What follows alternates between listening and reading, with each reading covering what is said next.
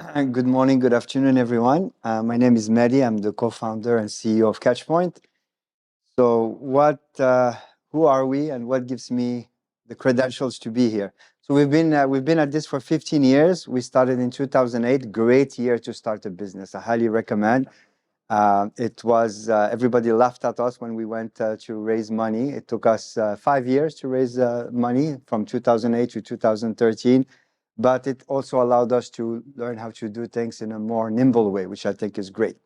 At the end of the day, we serve about 400 customers, and I consider our customers to be our first investors. And even throughout Catchpoint, every employee knows that. The customers were the one that bailed us out in 2008, to be honest, right? And that's why we're still here. We have about 250 employees in India, in the US, in Turkey, through an acquisition in Italy as well. And so what gives me the authority to be here today? This was my apartment in New York in 1998, and I was at DoubleClick. I was a sales engineer. DoubleClick was an ad-serving company that got sold to Google for like $3 billion. And this is, as an SE, the system will literally take a nap every 5 minutes. And I got so tired of it. I said, you know what? I'm not going to do this again. So I bought an HP server, an HP Kayak, for those that are old enough to remember those things. I bought Sidescope, a great software company that was in the monitoring space back in the days. And I got myself a pager, and as soon as I would monitor DoubleClick, I would get paged that, hey, the system is down. So this was 98. And then one day I did a terrible mistake. I deleted the file on the DoubleClick ad servers, and I literally took down DoubleClick for 3 hours. So I made the internet faster for 3 hours, so you can thank me later for that. But we learned a terrible lesson that availability is very important, performance is very important. And the company basically took monitoring more seriously than we ever did. We created a team called QoS, Quality of Service. This was me. I used to have hair. Obviously, too much monitoring can do this to you. And so the team was responsible for building, deploying monitoring tools and enabling our network operations center. And we learned a lot of great things. So we became a very good company. And I think the reason why Google bought DoubleClick, among many things, is we also had some of the best availability and performance in the business. But that outage taught me one thing, that the monitoring that we did, that my team did, that we spent millions of dollars every year doing, was really about the business and the trust that we had with our customers. So it's really about the bottom line. So people that do monitoring for the sake of monitoring, and they don't realize that at the end of the day, it's to run better businesses, they are mistaken. And so I've been operating since that outage on this trinity. It's about revenue. Better monitoring enables more revenue, protect your revenue as a CEO. As a CMO, nobody wants to wake up and see their brand on Twitter being bashed, right? And it's about CIOs having excellence, right? Operational excellence. I have yet to meet a CIO that wakes up every day and say, today's going to be a great day. Let's do 50% availability. That I haven't met those guys yet. So it's really about revenue, risk, and excellence. So that's my introduction about why we started Catchpoint, is we believed in building better monitoring capabilities, but from an end user perspective and from with that mindset of protecting the end user. So digital experiences are pervasive. You guys, I'm not teaching you anything. Whether you order Uber, you ordered your Starbucks today, it's all going through some kind of digital event. And the world we live in is shaped by some of the largest companies in the world. I think I can blame Google. We can all blame Google for creating that sense of, I need instant gratification on my website, right? We went from having web pages that can load in 10, 15 seconds and being okay with it to, hey, you need to be as fast as Google. A lot of our customers, when they benchmark themselves, they actually benchmark themselves against Google. It's like, but why would you benchmark your website against a blank page with a search box? I mean, that's pretty, but that's what customers expect. Users expect that. My kids, like that, the Wi-Fi sucks, Google is slow. So Microsoft, Instagram, Apple, of course, Amazon, shape the customer experience that we all have to live with today. And the thing that has changed from the days I used to do this for a living as a buyer of tools is the fact that the network and the infrastructure and the apps are so distributed, and everything is actually more fragile than it has ever been. Um, yes, cloud compute is here, and I think it made things more resilient and more performing to some degree. But the fact that most customers today, or most companies are running their apps and their infrastructure on 5, 6 different cloud vendors, 5, 6 different regions, etc., multi-CDN, that also has created a lot of fragility. And so it's important to think about resilience there. So we live in a world where it's distributed, it's complex, and I'll show you an example of what an app looks like today. And it's an internet-centric. You have your users that are all over the world. They work from home. They live at home. They live in the office, etc. They shop 24/7. They consume everything 24/7. And so you need to deliver that user experience 24/7 from anywhere. And the other thing that has happened, in my opinion, is as we have outsourced everything to cloud vendors, we have also we've become less experts in certain key things, such as DNS and BGP and network. And so you have people that are just like, hey, launching apps on the cloud without thinking too much about what does it mean from an IO perspective, because nobody has to worry about those things anymore. Or what does it do from a DNS perspective? How many DNS requests do we need to worry about? So I think the cloud has made a lot of things easier, but also has made some of our jobs harder in terms of troubleshooting when there is a problem. And so this complexity becomes so much evident when you start looking at an internet stack of a company. So there is obviously, everybody knows about a marketing stack or an application stack, but what people don't realize sometimes is there is actually also an internet stack. So if you take any website, they're probably running on a cloud vendor or on a traditional data center, for example. You're relying on different ISPs, different protocols. You're relying on DNS services, that your own DNS services, but also the third-party DNS services. You probably have some ads or some media content on your thing, your social, et cetera, et cetera. So, I mean, even if you go to a healthcare website today, there is so much third-party apps and services running. It's unbelievable. So there is an internet stack, and not having visibility and understanding that internet stack can cause problems when there is an issue. So as Catchpoint has evolved over the years, we've become more and more focused as an internet performance monitoring company. And our job is really to basically paint that picture of what's going on the internet that can impact your users. So I think from where the team comes from, there is a lot of understanding about application performance monitoring, which has been around for 30 years, right? I used to buy products from companies like CA and whatever back in the days, or HP OpenView, to understand the application stack. But today there is a need also for an internet monitoring stack. And the difference is the application is centric to the data centers or to the cloud vendor where your stuff is running. IPM really paint the other picture, which is like understanding how the internet is impacting your user experience. And at the end of the day, the users don't live inside the data center or the cloud vendor. So a backstory from DoubleClick. So I was one day in my office, and we started, back in the days, I used to use a company called Gomez and Keynote, for those that are familiar with them. And we're getting paged. So I go into my NOC and I look at my team. It's like they were chilling. A great day. It's like, you guys okay? It's like, yeah, look, everything is green. OpenView was green. Everything was green. It's like, but we're not serving ads. No, but everything is working. Yes, everything was working inside the data center. All of our apps were running. The firewall were good. The databases were good. But from the outside in, nothing was working. We're not delivering ads. APM is everything from the application health perspective internally, maybe also even the infrastructure that it's running on. IPM is everything that could impact your application externally. That's perfect. That's a great way of looking at it. Yeah. It's the stereo vision. It's the other eye. Mm-hmm.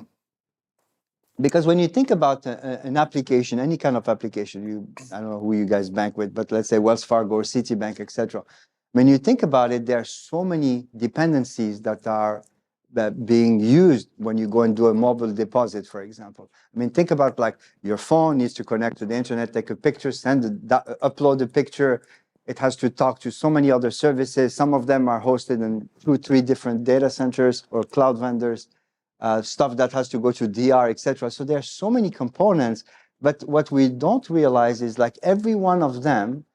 For example, if I go to Wells Fargo, not only I have to do a lookup of the DNS of Wells Fargo through my ISP, for example, at home, which is Time Warner or whatever they're called these days, but then I have to maybe do a lookup because there is a Facebook tag on that Wells Fargo homepage, right? And there is a DNS lookup now for Meta. Then there is another lookup for something else. And there is a chain reaction. There is such a complex delivery chain that can be impacted. And you're as strong as your weakest link, as we know, right? So as you said, a very good point. So APM sees usually what you have control over, and what we see is the rest, right? Because we have that end user perspective coming in and pretending to be end users from all around the world. But Catchpoint as a company is also changing, and I'll talk a little bit more about that. So sometimes when I go and talk to customers, they say, Mehdi, can't happen to us. We're too big. Or don't worry, we have a lot of resiliency, or we have disaster recovery or whatever. And the question is not, I think we've been shown over and over again, it happens to the biggest, to the most sophisticated companies. I worked at Google, they still have outages. You just don't feel it as much as before. But it happened to Walmart, it happened to Cloudflare, it happened to Akamai, it happens to everyone. The question is like, are you ready, and are you ready to be in the news, right? Are you, as a CIO, do you want to be in the headlines? But it will happen. How long, how often, and most importantly, how much? So that's a little bit the intro on Catchpoint, the who we are, the where we come from. I don't know if you have any questions so far, or I can maybe jump into the, Yeah, just one question. Is there anything from like an alerting perspective of what happens externally? So I guess maybe from a security perspective even. So for example, I accidentally put a public IP address on my server and it winds up on Shodan. Is there a way to get alerted on that? That's a great question. So we actually do have a security angle, because we're usually the first one to detect either a BGP hijack or a DNS hijack, because we are constantly testing. So basically, a customer comes to us and they use one of our products called synthetic monitoring, which is proactive monitoring, and they say, okay, I want to test this from 200 locations every 2 minutes or 1 minute. So we're constantly probing and acting as an end user, trying to access something or doing a DNS lookup or whatnot.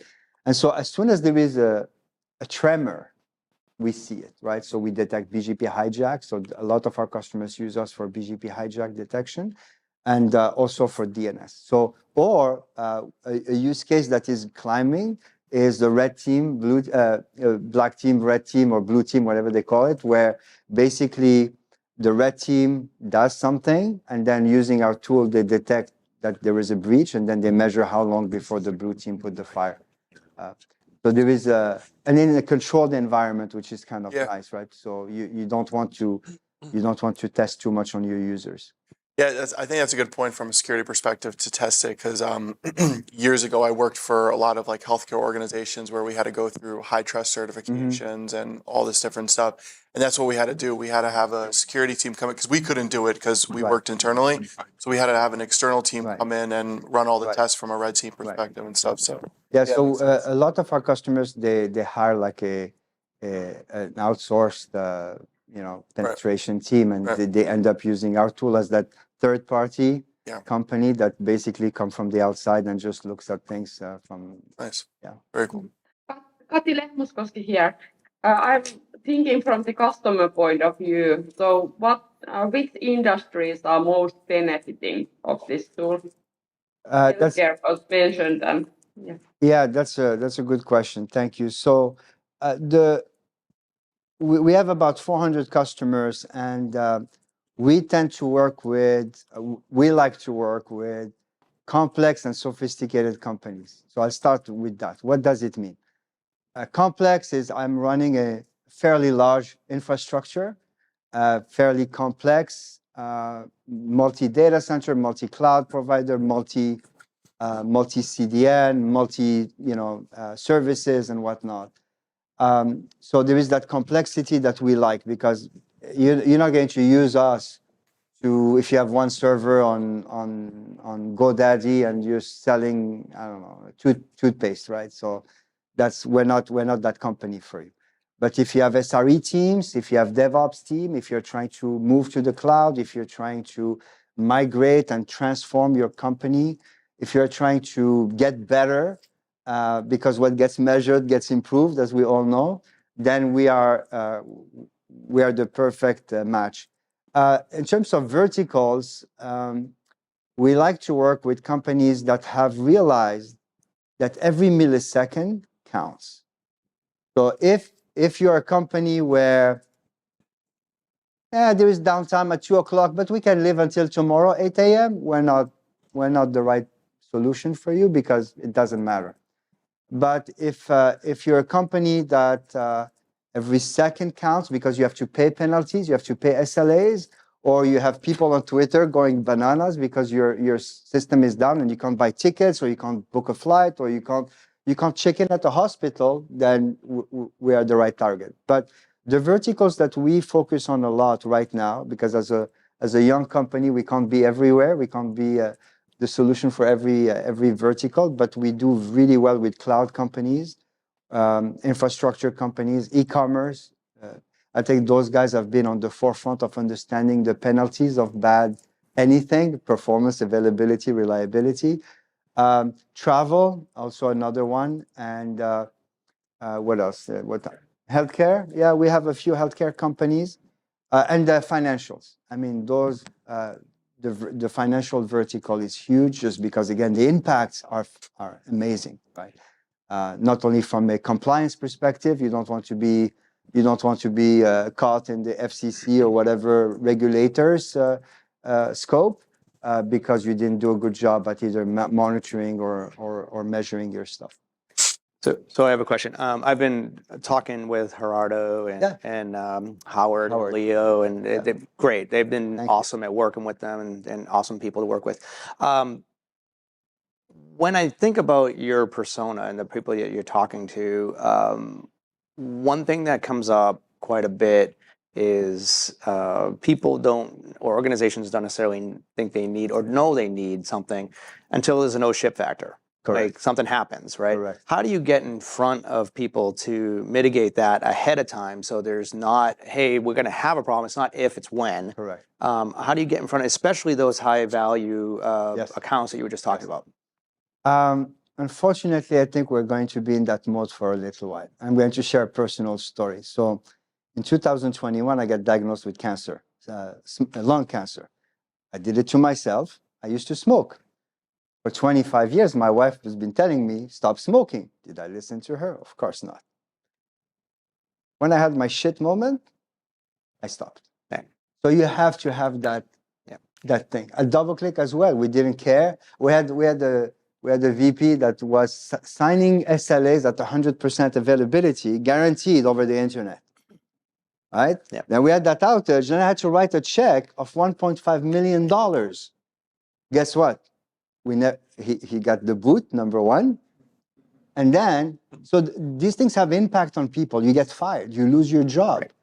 And then we changed, then we invested in monitoring, then we had the team. So unfortunately, told you so, doesn't work sometimes, right? So it's the reality, it's just the human nature of things. One counterpoint to that would be the same reason why people buy insurance. Yes. Right. So you have to kind of give them the risk mitigation up front and show them the value and the risk if something happens. Right. So I think that's one way to kind of get in front of it before, because you are kind of in a category that's kind of a little bit vague. Right. Right. And people don't look at it as like, I need this as part of my solution until they need it. Correct. Correct. Yeah. That's one of the challenges of many monitoring solutions. It's like, I'll be fine. I have the best engineers in the world. I just hired this guy from Google. I mean, he knows everything, right? Right. And then you don't know until something happens. But yeah, this is, unfortunately, this is the reality. The only thing that is the saving grace is in many of the 300 plus 400 customers we have, is somebody that has worked in another company that had an outage or had something like that, and they call us immediately. It's like, hey, Mehdi, I just moved from company A to company B. I'm not doing the same mistake in our previous company. Come in here, right? And so the burn factor helps a little bit, I guess. Yeah. The insurance one is kind of interesting. It has such a negative connotation because I don't think any of you like to buy insurance. Me first, right? And so that's the only challenge, is that negative connotation. And I would love to find a better way to message that, where it's like, you should have this because you improve. It's not only for detecting a problem, right? And this is the customers that use us plainly. One thing they realize, actually, the data, again, what gets measured gets improved, right? So if you measure things, you improve things. You improve your performance, you improve your resiliency, your reliability, your speed. We have a customer, luxury European brand, that literally they used to serve their pages at 30, 35 seconds across the globe, up to 3 years ago. And then they said, oh, they were only monitoring availability. And then somebody said, hey, can this be used to do performance? Because the CEO got yelled at in China. Again, multi-billion-dollar company. It's like, hey, can we use this tool to do performance testing? It's like, yeah. So they realized 30 seconds, 35 seconds, they brought it down to 5. The uplift in business was humongous. It's ironic that the CEO had to be yelled at in China. Correct. In order for what are probably, 1 million concurrent users, right, or something, depending on the size of the brand, to get their experiences improved. Yes. This seems so much like, almost a lab example of a straightforward cost-benefit calculation. Yes. And I'm wondering to what degree you're able to engage in that. It's not a huge customer base. You're looking for particular scenarios, but frankly, if the result of reducing latency on a global web application is, that sounded like roughly 80%, there's a monetary return to that that can be measured against the monetary investment in Catchpoint. So, correct. Do you? We have that. Yeah. We have the challenge. So going back a little bit to what you said, the persona is interesting. The persona we sell to is interesting. First is, they don't like to make too many waves. Like, hey, stay under the radar. I had this customer in a bank that I showed him.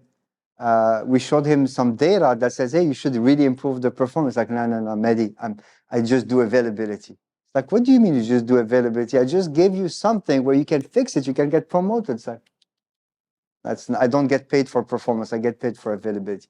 So there is a mindset that needs to change in IT, in my opinion, which is like, hey, take control and improve things. You don't have to wait for somebody to tell you. If you know you need to improve it, just go and do it. There is a mindset, and by the way, I used to be one of those guys, right? And I think the difference is I took charge and I decided to improve DoubleClick. I had the 1.5 million kick in the behind, right? But we did it. So I think that needs to change, in my opinion, in IT. And every one of our customers, when I talk to them, there is a lot of shyness about like, hey, let's not rock the boat too much. Let's stay under the radar. And that needs to change. And then the other one, to answer your question on the ROI, very few companies want to share in a very transparent way, where what was that to cost really of that performance or that development. I mean, you're describing a business culture, correct, and a political, a very climate, difficult political environment. You're also describing, I think, a kind of a tech cultural thing, and those are two significant challenges in making a service like this seen and heard. Correct. Understood. Correct. The saving grace a little bit is the adoption of SREs, the adoption of DevOps cultures. It's not fully implemented yet everywhere, but I think when an organization, what I've noticed in the past 15 years I've been doing this, is companies that have truly adopted the SRE culture, the DevOps culture, the no blame, the let's improve. Those are much easier to have conversations with than the ones that are more traditional, rigid, top-down kind of culture, where it's like stay under the radar. Because SREs, I mean, if you adopt the SRE or even the DevOps stuff, the no blame culture, the no blame root cause analysis are very important to basically surface things. Yes, sir. So I get what Catchpoint does. We've worked with Catchpoint for a long time. My question to you is, have we come to the point of evolution of this market where just passive monitoring and alerting itself is not enough? Using AI or some whatever you want for routine glitches or routine things, I want fixes. I don't, and I get too many fixes where I don't want him involved. I just want it done. Correct. Right? So we move to an active. Absolutely. I'm wondering what Catchpoint is doing with that. That's an excellent question. Back at my DoubleClick days, we invented the system called the shit system, self-healing IT. Literally, 1999, one of the things that used to kill us was the hard drives were filling too quickly. And alerts and blah, blah, blah. And then we hired this guy that was an automation guru. Now we would call him artificial intelligence guru, right? But he basically put together a system that will get the alerts and will do things. Now, fast forward where we are today, I think what AI is going to give us, again, not yet, but will give us, and we're all working towards that, is the ability to get rid of two things, in my opinion. One is alerts, and the setting up of alerts, because that is the most obnoxious thing that we all do in every system, every tool out there. Somebody goes and says 97% or 200 millisecond or something like that is a threshold. So get rid of that and let the system learn and be able to auto-detect, hey, there is a variation. So we've been doing things like that for a few years, actually. We released this algorithm called trend shift that basically it's a black box. It's a set of algorithms that just keep learning from all of our data. And then the next thing is AI ops or automation, right? So I think we're going to see some amazing innovation, not only from us, but from a bunch of other companies, from companies like ServiceNow. I was talking to Stephen about this. I think there are some companies that are at the edge of AI ops and being able to truly do things. Now, the role we're going to play, in my opinion, in AI ops is very similar to ChatGPT and other AI tools that we all love to play with today, is you need synthetic data to train your AI ops. And guess what? I have 15 years of synthetic data across the internet. I have like a zillion, we collect about 50 billion events a day, right? So we haven't collected 50 billion for the past 15 years, but we have trillions of data points today that can train AI models. And we're talking to a bunch of companies where we could co-innovate together on like how to train that.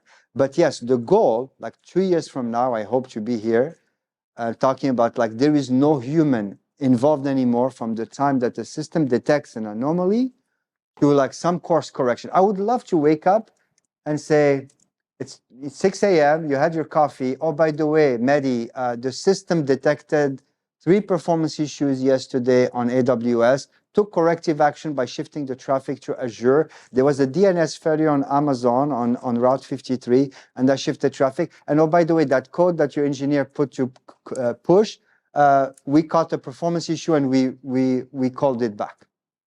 Have a good day. That's where we need to be. Some of these people will be out of work, but it'll be good. No, I think... no, somebody has to build that. Correct. Somebody has to build the models. That's right. Somebody has to say, no, actually, that's not the path. And the same way, I don't know, yesterday I flew in, right? And the pilot probably did, what, 1% of what the entire flight? But you still need a pilot because we are more... I don't think I will get in a plane if I didn't see somebody sitting there, right? Even if it's like maybe a doll, right? But we need to see somebody there. I think we're going to need that as well because nobody's going to trust automation 100% yet. That's a short-term issue. It's a short-term issue. I don't disagree, but there is that confidence level. I don't think anybody is going to. I mean, going back, I had a surgery to remove my lung. It was a robot that did it, right? I mean, funny enough, right? The guy that does synthetic monitoring, even the surgery is done by a freaking robot. So. Yeah, but they do it well. Yeah. I bought the stock of that company after that. Da Vinci robots, very good. You know, Anyway, Florida, that's Very who's doing all invested. the hips. yes, I'm invested all the way. Talk about DevOps for a second. So, one of the fundamental things here in DevOps is stuff like this needs to get put into a feedback loop so that the team, the DevOps team can then react, iterate, reiterate, etc. Do you work with other DevOps tools vendors on that feedback loop, back into the software supply chain? Correct. Kind of pipeline. Correct. So we do, some of our early customers have implemented Catchpoint as part of the CI/CD platform that they have, where basically nothing gets released if a performance threshold doesn't get met, or if suddenly the JavaScript files just got multiplied by X, or the CSS files, etc. And one of the acquisitions we made 2 years ago, lucky enough and honored, is we were asked by a guy that I love, Patrick Meenan, who's at Google now, the founder of Web Page Test, to basically take ownership of webpagetest.org. So we took that and we're incorporating that fully into the Catchpoint platform. And Web Page Test is the tool that a lot of DevOps folks use. So it's absolutely part of the ecosystem. I mean, I do want to basically go and talk to a CTO and a CIO and tell him the story that we caught a BGP hijack, we fixed the DNS issue, and your engineers are releasing code better because we're catching performance problems before you ship them to customers.